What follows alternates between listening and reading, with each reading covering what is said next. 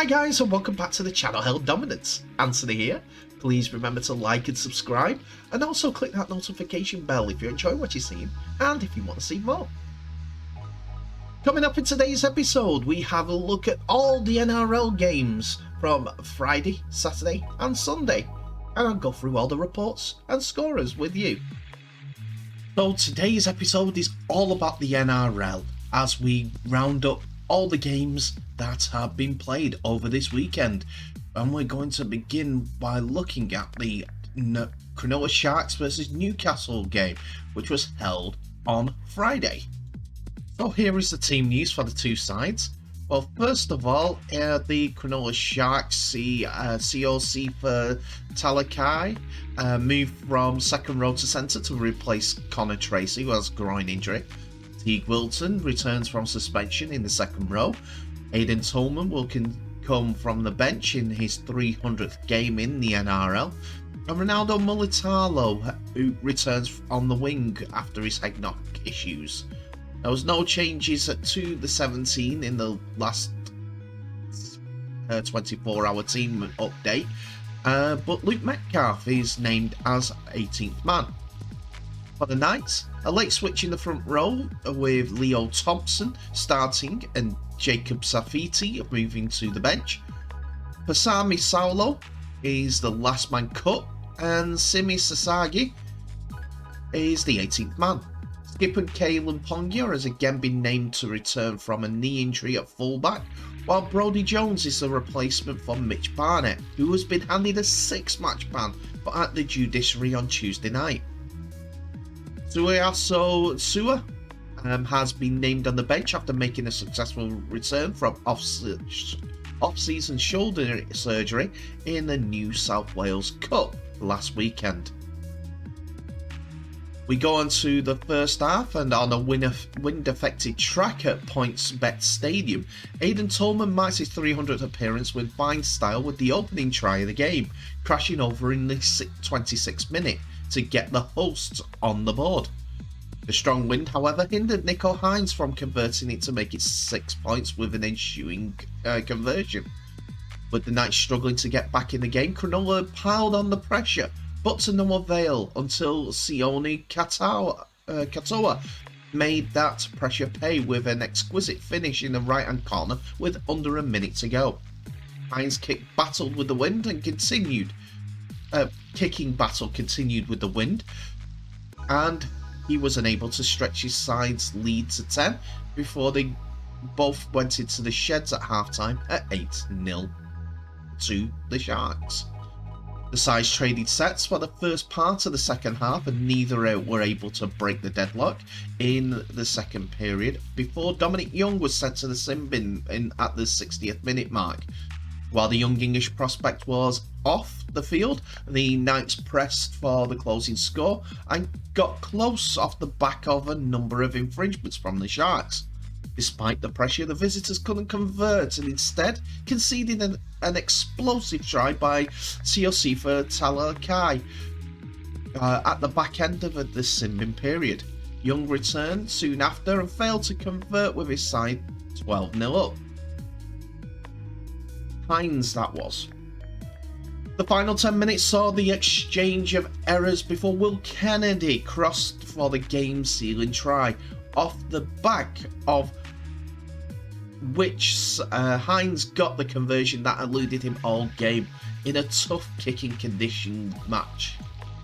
And the Sharks come through testing conditions for an 18-0 victory over the Newcastle Knights.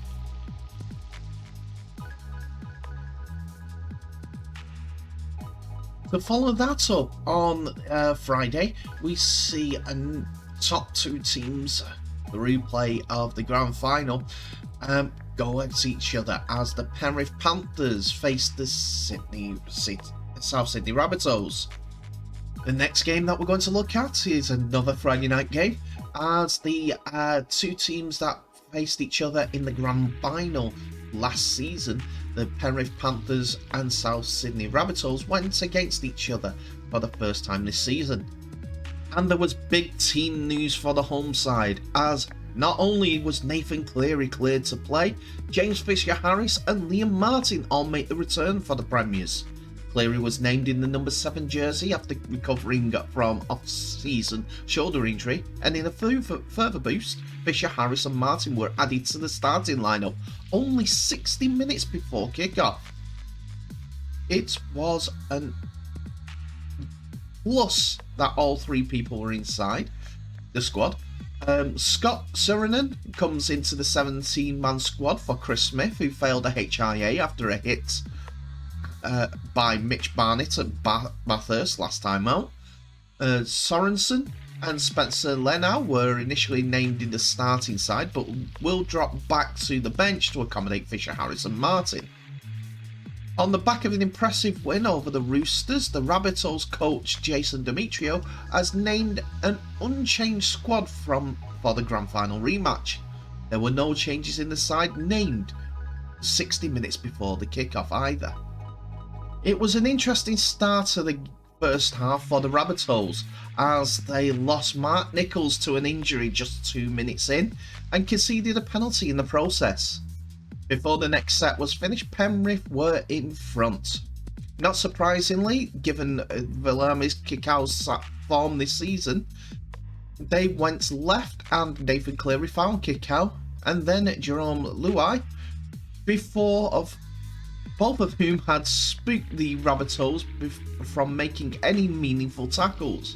Isaac Targo was in support and made it to the line way too easy. 3 minutes in and Penrith were 4-0 up, but Cleary's first attempt at the conversion was missed. Having handed Penrith great territory from the early era, the Rabbitohs went further behind less than 10 minutes later. After probing to the left early in the set, the Panthers simply threw the ball to the right until there was no more South defenders to get around, and Stephen Crichton eased to the line untouched. Of course, Cleary, Isaac Yeo and Dylan Edwards were all involved in the play. Another missed conversion though kept the score to 8 points to 0. Didn't take long for South to hit back though, as on the back of a penalty from their next attacking set, they scored their first try of the night. The Rabbitohs went early on the tackle count and went through the hands quickly, and the very underrated Campbell Graham ran through from some pretty ordinary left-sided defence to score with ease. Latrell Mitchell's conversion closed the gap to 2. The try-scoring hero turned villain in the next set as Campbell Graham came up with an error that Penrith punished. Try and say that 10 times fast, especially when you say Panthers in the middle. Again down the left, Lua found Kikau, who stormed down the left edge, attracting defenders and provided a perfect pass to Tyler May to slide over in the corner and continue his hot scoring form. Cleary was having an off night with the boots as he missed his third conversion straight, meaning that the Souths were flattered by a 12 points to 6 scoreline. After 20 minutes, the game had nearly outscored the previous 2 matches. Souths were given the golden chance to narrow the gap again through penalties, forcing a dropout and getting a set restart. They looked to have got the job done. Souths were shaping to send the ball right, but the rookie Souths halfback Lachlan Elias even jinked off his right foot and ran the 10 metres required to score his first ever try. Sadly for the Rabbitohs fans, the bunker reviewed and found Tom Burgess had impeded a covering James Fisher-Harris tackler. A little later though, Cody Walker-Brake gave Souths another big opportunity close to the line, but the enthusiastic Penrith Panthers defence was too good. The rest of the half saw no increase in scoring for either side, not for the lack of trying from both sides in both attack and defence, especially the Panthers, with outstanding goal line defence, and in the last seconds of the half were absolutely delighted for the Ad-Lib Rugby League display. We come into the second half, and it was the Souths that started the half with a slice of luck, given that a captain's challenge was overturned and knock on. That would have given the Panthers great attacking opportunity. The Rabbitohs blew the opportunity with another error, their 10th in 25 sets. With the form Penrith were in, South could not afford to give the ball up so easily. After giving the ball up easily once more, throwing in some penalties as well, the Panthers had the Rabbitohs under pressure once again, and it eventually led to more points for Penrith. After a reasonably lacklustre set for the Panthers, they went left on the last tackle to find Luai before finding Kickout once more, whose quick, almost tap-on pass landed in the hands of May, who burrowed his way over the line to score his second try of the night, and he received his first kick to the face. And the bunker identified that Elias had made contact with the boot to the face of May as he dived over to score. It became an 8-point try as Nathan Cleary nailed the first conversion of the night from the sideline and helped himself to an easy 2-pointer in front. Penrith were now up 20 points to 6, and the Rabbitohs were going to struggle to catch up on current form. Souths had a golden run though around the middle part of the second half, with enough ball and territory to give themselves back into the game, and they eventually did through the man that they needed to fire up most, Walker. In a too rare display of sharpness from the Rabbitohs' left side this season, Elias and Walker went to the left, and sharp, quick hands from Tane Mills found the flying Alex Johnson, who flew down the left side, where he chinked and found Walker in support, who scored. Mitchell's conversion made it 20 points to 12 with 20 minutes to go. Could Souths repeat their unlikely comeback against the Storm a few weeks ago? The answer was no, unfortunately, as Penrith scored the try that sealed the game through Liam Martin with 10 minutes to go. A try was set up with a deft left-footed kick from Luai, close to the line, and the back rowers chased the hardest to score. Penrith were not at the best tonight, certainly showed they were very hard to beat at any time this season. Their attacking brilliance is matched or even bettered by their outstanding defence, and the hard-working players typified tonight by the likes of Dylan Edwards, James Fisher-Harris, Isaac Yeo and Matt Ustinov. Eisenhuth even. Souths didn't look like there's the top four side at the moment, with the attack missing the spark of last year, which is no surprise given Adam Reynolds' departure. And their error and penalty rate is way high for a side that wants to be challenged for premierships. But that being said, the final score: Penrith Panthers 26, South Sydney Rabbitohs 12.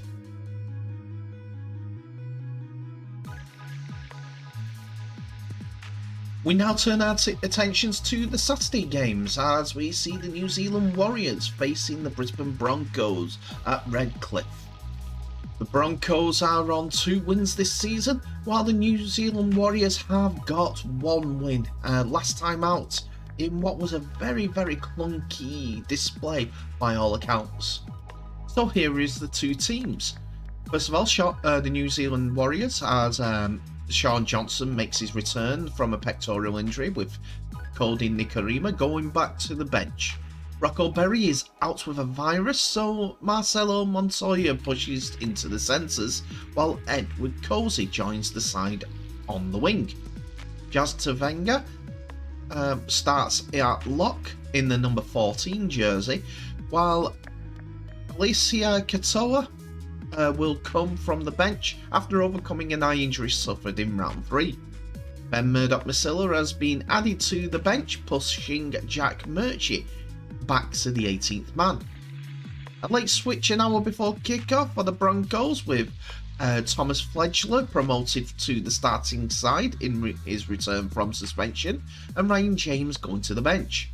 Kurt Capewell has a calf injury, and Jordan Ricky has rib issues, so drops out of the squad on Friday.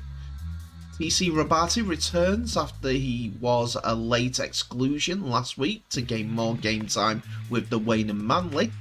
Rabati has been moved into the starting side, and Brenko Lee joins the bench for his first game in Bronco colours. Both sides had started the game much better than the last one, trading sets without errors. The Broncos were the first scoring threat, with Tessa Niu even attempting a chip and chase with Reece Walsh refused. A penalty against the Broncos handed the Warriors a good field position, and it wasted little time, scoring on the right edge when Jesse Arthurs latched onto a Sean Johnson cutout pass. Another penalty against Brisbane on the next set saw the Warriors back on the attack deep in the visitors' territory, but they were unable to convert it into points with the ball going to ground when they pushed out to the right. Corey Oates, though, was the ever the opportunist, scooped up the ball and made a break before being dragged down by Walsh. Brisbane had a few set restarts to help them march down the field, but let the Warriors off the hook with a handling error from Selwyn Cobbo. The sides traded sets, but with neither able to get the upper hand. The Warriors forced a repeat set, but the Broncos recovered the short dropout to keep the pressure on the home side. The errors started to creep in for both sides, though, with neither being able to complete a set for a stint. Brisbane had a chance with some space outside, but Herbie Farmer dropped the ball after a monster hit from Ed Cozy. Not long after that, the Broncos looked close to scoring again after getting a scrum deep in the Warriors' red zone, but their hands let them down once again.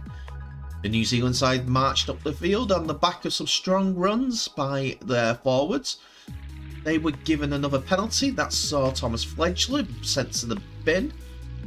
With the one-man advantage, the home side clicks into gear and were able to get over the try line again, with Arthur scoring his second after Walsh spun his way out of a tackle before throwing a cutout pass.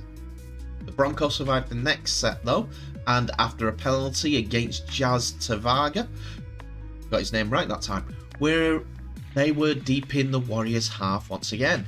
Adam Reynolds stepped up and got his side on the scoreboard, pushing a grubber through and picking it up to score. A penalty against Walsh for his kickoff going out on the full. Brisbane handing Brisbane a chance to score, leveling the chance to level the scores, but it was left hanging by another handling error, this time by Billy Walters. Back-to-back penalties against the Warriors saw Brisbane on the attack in good field position, but Marcelo Montoya hit on Katoni Staggs saw the visitors lose possession again. Montoya found himself involved once again moments later, latching onto an Adam Pompey flick to cross for the Warriors' third try of the afternoon. The New Zealand side was not done yet as Tavaga offloaded and saw Walsh dart down the field before shifting the ball to Chanel Harris-Tavita, who then passed to Adam Pompey. The Broncos scrambled back to keep the Warriors contained, with Pompey's flick pass going over the sideline as the half started to wind down to a close, seeing the New Zealand side going to the sheds 16 points to 6 up. The second half had the Broncos start the half better, completing their first set and doing some damage with a few breaks on the back of some quality offloads. They kept the pressure on for the next set and were close to scoring when Oates dived in the corner, but he was unable to place the ball in the field of play. The Warriors started to get back into the contest, but their momentum waned when a head clash saw Wade Egan bust open and the game stalled. Once the game got back going, the Warriors looked to be building to another try-scoring opportunity. However, Walsh lost the ball in contact. Both sides started to trade sets again, with the Broncos looking to the more dangerous with the ball in hand, with a few half breaks that were stopped by either scrambling defence or forced offloads. The home side sustained the pressure and ran with intent, but couldn't turn it into points. An untimely error from Cobbo handed the Warriors great field position, however it went to waste once again when Walsh's no-look pass went to ground. Cozy managed to gather it and earn his side a penalty when Farmer dragged him over the sideline after the tackle had been called complete. Luck was on the Warriors' side as well. It was when they tried to push a pass on the next set to Oates. It was intercepted, well, attempted to be intercepted, but it dropped to the ground. The luck ran out as Josh Curran dropped a short ball as the Broncos' goal line defence stayed strong. Both clubs took turns at having brain stats, with Brisbane handing the ball to a forward on the last tackle and Warriors kicking early via a Curran grubber. The home side kept control of the match and earned a repeat set after Johnson kicked a grubber through and almost nabbed it himself before Oates managed to bat the ball over the sideline. The Warriors were building pressure and gaining another penalty when Fledgler was pinged for another hip drop tackle, which saw Ben Murdoch-Masila injured. Walsh kicked the penalty to push the lead out to 12, and with the momentum heavily on the New Zealand side's favour, they kept knocking on the Brisbane door and were given another penalty when Jake Turbin held onto the tackle for too long. This saw the hooker sent to the sin bin, while Walsh added another two to push the lead out again. As full time drew near, the Broncos had one last attempt as Cobbo streaked down the sideline, but he was carried over the sideline by some solid defensive effort by Montoya once again. The Warriors played safe, one-out football as they watched the time run out and the final hooter blared, getting their second win in a row with a much better performance as they defeated the Broncos by 20 points to 6.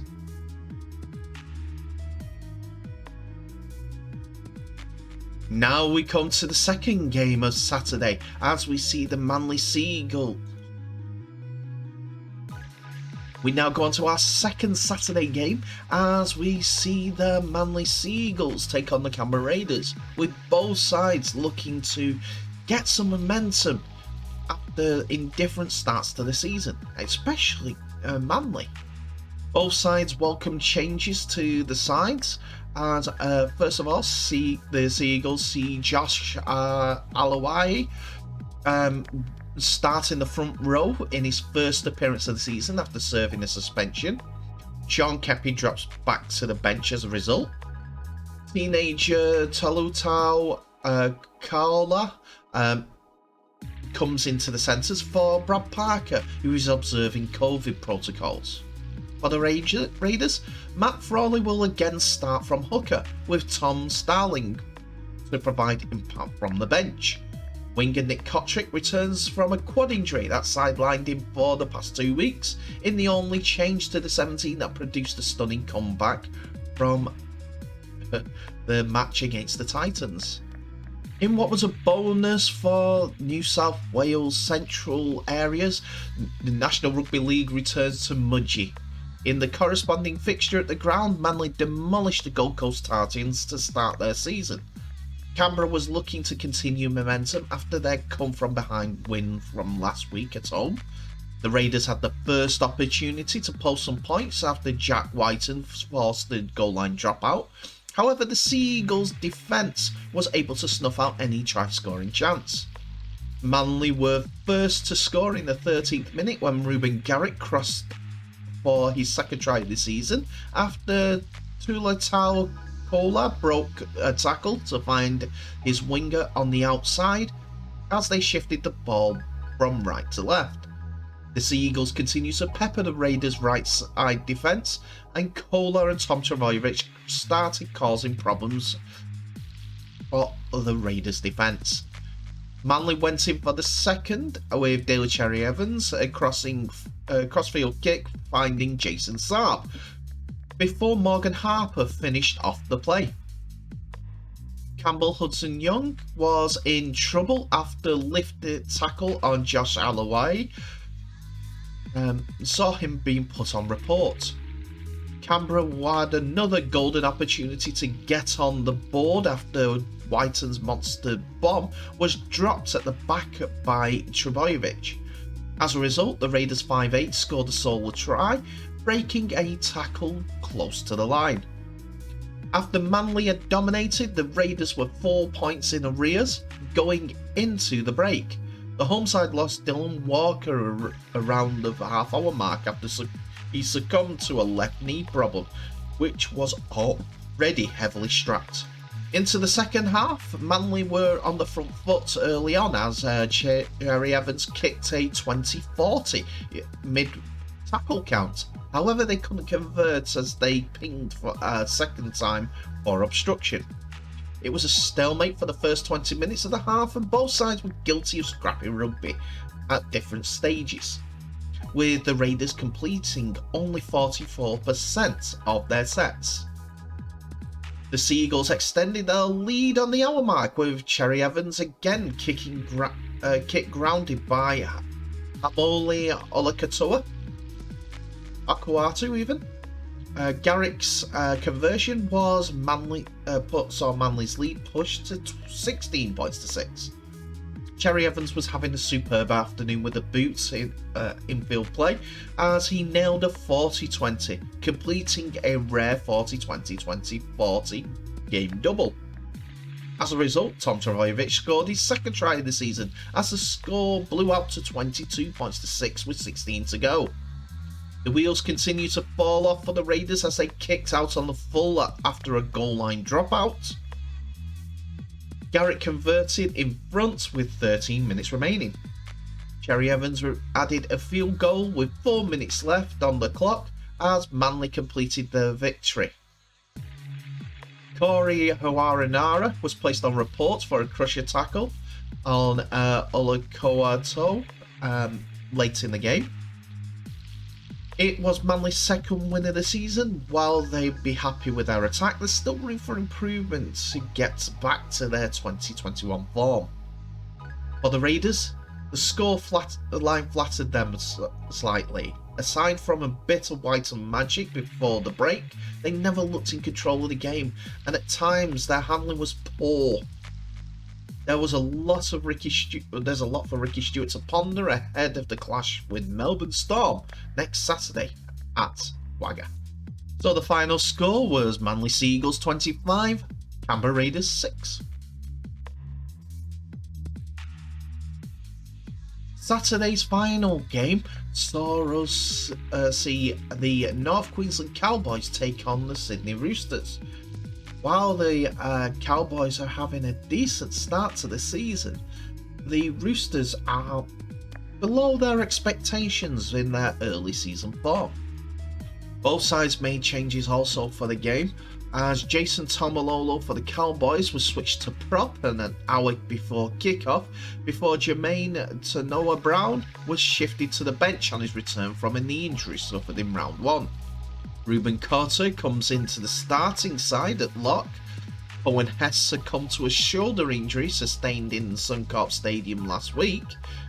Scans showed there's no structural damage, and Hess was initially named before he was dropped out of the 19-man squad, named 24 hours before kickoff. For the Roosters, Jared Warrera-Hargreaves and Drew Hutchinson come into the starting lineup as an hour before kickoff, with Lindsay Collins and Connor Watson reverting to the bench. Fiji captain Kevin Nagama will make his NRL return on the wing after replacing Billy Smith in the squad, named 24 hours before the match.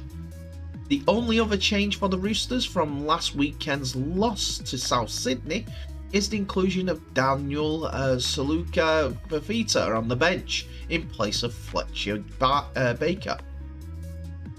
Coach Trent Robinson will miss the trip to Townsville after testing positive for COVID, and Joseph Suwali has not been named in the squad. So we're going to the first half, and the Roosters put themselves on the board almost immediately, with centre Paul Momirovski scoring after just 5 minutes of play. The visiting team was ready to make a statement and redeem themselves after their loss last weekend. Despite no points being scored, they asserted their dominance throughout the first half, while Cowboys struggled to get themselves into the game. In the final 15 minutes of the first half, the Roosters scored 3 tries to create a bigger gap going into the break. The first of these 3 was an unconverted try from Joseph Manu. A few minutes later, Victor Radley scored, and this was followed by Kevin Nagama's first try back in the NRL for some time. The Roosters had well and truly established themselves in this match, leaving the Cowboys to minimal opportunities. The Cowboys suffered from disciplinary issues as well, as Tom Gilbert was sent to the sin bin for 10 minutes, and the Roosters took their lead to 20 points. The second half was looking promising for the Roosters, who were looking to dominate the North Queensland, in particular or later on in the first half. Meanwhile, the Cowboys were struggling but hoped to turn it around in the second half, but it didn't take too long for the Roosters to put themselves on the board once again, with Joseph Manu scoring the second try after just 2 minutes of play. The Roosters had scored yet another try not long after, however, it was called back and the bunker overruled the decision for obstruction. The Roosters were leading by 24 though at this point. One thing they were struggling to do was with conversions. Had Sam Walker kicked over all of his conversions, obviously they'd be further ahead. And the Cowboys were starting to look a bit stronger with this positivity. However, they hadn't left themselves enough time to catch up and put themselves into this contest at all. Their first and only try came from winger Murray Talagi on the 64th minute. They, however, lost Chad Townsend for the final 10 minutes of the game after losing Griffin Neame early in the second half, after a high tackle saw him sent to the sin bin, their third of the night. The Roosters once again took advantage of the 12-men opposition, with Daniel Tupou scoring untouched in the corner. Again, it was unconverted, but it wasn't too much of a problem as the Roosters won 28 points to 4.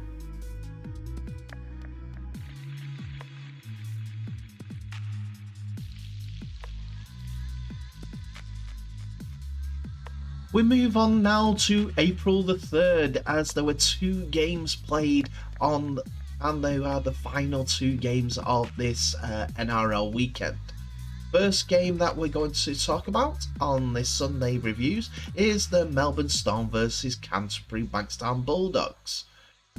Melbourne Storm want to continue their decent form to the start of the season, where they've won 2 and lost 1, while the Bulldogs want to get back to some sort of form, as they have only won 1 from their 3 games so far. The Storm's preparation for this game was buoyed with the fact that players like Harry Smith, Xavier Coates and Jerome Hughes had all signed new deals to keep them at Melbourne for the foreseeable future, and the squads reflected that positive mood with this squad being named. For today's game, changed 24 hours before the kickoff by Storm, sees Dean Iriame drop out with a hamstring injury and Nick Meaney coming in on the wing. On the other wing, Xavier Coates is back from a hamstring injury, while hooker Harry Grant returns after COVID protocols, with Brandon Smith reverting to the bench. For the Bulldogs, Aaron Shupp comes out of the side on Saturday and is replaced in the centres by Jake Avarillo. The Dogs have lost Jack Hetherington to a shoulder injury though, with Corey Waddell officially in on the running onside this week in the back row, and Luke Thompson at prop. Apologies for the pronunciation. Ava Suimanu Fangai returns to the interchange bench, and Max King has named despite going off early last week to manage a niggle. After some big defence in the first half, the Bulldogs found themselves with several sets in good positions, although the closest they got to a try was when former Storm star Josh Adokar was held up. Just moments later, the Storm were given their first chance in the opposition half, and it took it, with Xavier Coates offloading to Ryan Pappenhausen to score out wide, which he converted for a 6-0 lead. The improved Bulldogs had plenty more chances in the opening 20 minutes and peppered the Storm line, but looked lost, really, much to the frustration of coach Brent Barrett and fans alike. Two chances for two tries came, and it was Melbourne showing how it to attack in the red zone as Harry Grant's scrubber ricocheted perfectly up for Josh King. Pappenhausen converted for a 12-0 lead. The effort was there, but the difference in class was obvious, with the Bulldogs trying hard but still unable to press with the ball in hand. On the flip side, the Storm controlled proceedings well, but the Bulldogs weren't going away, forcing several goal line dropouts, albeit for no points thanks to a handful of errors. Melbourne cruised down the field on the back of a penalty, with Kenny Bromwich slicing through some poor defence for a 4-pointer, which unfortunately Pappenhausen missed for a 16-0 lead to the Melbourne Storm. Hoping not to be held to a nil, the Bulldogs came out firing and earned a penalty in the opening set. Once again, they found themselves in great fielding position and once again looked messy and disorganised.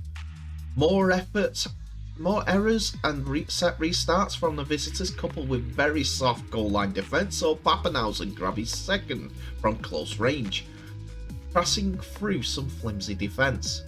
Just as it did all game, Melbourne dictated the play, and Jerome Hughes latched in onto a Matt Burton grubber to race 80 metres, eventually passing for Pappenhausen to touchdown for his hat-trick. Their next try came in familiar fashion, with Xavier Coates leaping on an error and racing 90 metres to score untouched. It was enough for a visibly angry Barrett to vent his frustrations in the coaching box. The very next set, Felice Kafusi got in on the action, finishing a long-range effort that was orchestrated by Pappenhausen. It was that man again crossing for his fourth try of the afternoon, this time with some nifty Grant Hughes link-up play. It ended the scoring for what was a disastrous effort by the Bulldogs and a display of excellence by Pappenhausen for the Storm. He finished with 6 goals from his 8 attempts, as well as 4 tries, Pappenhausen. Melbourne finished the game in the end as comfortable victors, 44 points to 0. And the final game of NRL Round 4 is upon us, as we see the Parramatta Eels take on the St George Illawarra Dragons in this final game of the weekend. So, who are involved in the game? Well, first of all, for the Eels side, Ryan Matheson and Bryce Cartwright replace Waiamu Greig and the injured Ray Stone, who has an ACL injury and is out for the rest of the season, in a winning effort in Golden Point last time out. Unfortunate for him, but the Eels will be looking to continue his example in the effort. For the Dragons, Matt Ferragai replaces the injured Cody Ramsey on the wing, and Jack Goziewski starts in the back row for the suspended Jaden Sewer, with Aaron Wood returning from a hamstring strain to find his place on the bench. The Dragons have made some interesting changes to the lineup as they've gone more experience, with Moses Mbai at fullback and Jack Bird filling in at standoff. This reshuffle has seemed to ignite the Dragons after their last week's loss against Cronulla Shark in attack, but the Eels were able to use their scrambled defence well to repel the Dragons in the opening 5 minutes. A Zach Lomax error halted the Dragons' momentum though, and the Eels made them pay, with Dylan Brown slicing through the defence to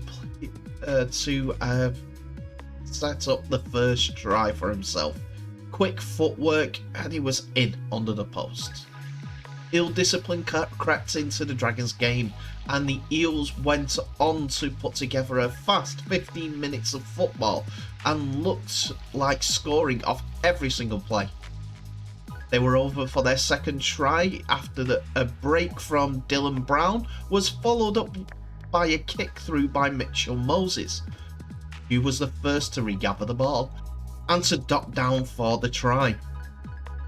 The Eels seemed to fall back in intensity as the bench players came on, and yet the scramble from their defence was never waning, with the Dragons continuing to throw the ball around. After a clever interchange of passes between Aaron Woods and Francis Molo, Ben Hunt run clear of the defensive line and kicked ahead for Jack Bird to get the Dragons on the board. They almost scored again in the final seconds, but had to settle for a penalty goal as the siren sounded on what was probably the most entertaining half of the round, as the Dragons kept it close at 12 points to 8 in arrears. But in the second half, the Eels exploded as they turned on points in a 20-minute performance that killed the game. Nathan Brown's started the try-scoring route after the Eels couldn't be stopped. After that, they went back-to-back with tries from Reid Mahoney and Clint Gutherson.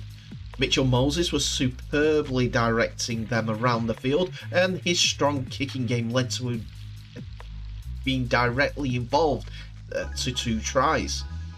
The Dragons barely touched the ball in the opening 20 minutes, and it took them just as long to finally get some good attacking ball.